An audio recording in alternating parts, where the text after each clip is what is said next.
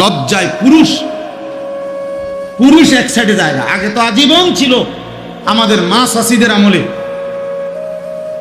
যে আমাগো মা চাচিরা রাস্তার এক পাশে কোনো সময় কোনো কারণে শতভাগ ঢিলে ঢালা বোরকা পরার পরেও একটা ছাতা রাখতেন হাতে।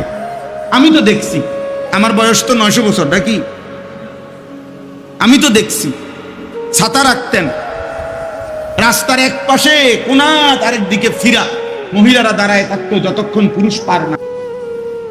আর বেহায়া বেশরম নারী মহিলার কারণে পুরুষ দাঁড়ায় থাকতে হয়, পুরুষ দাঁড়ায়।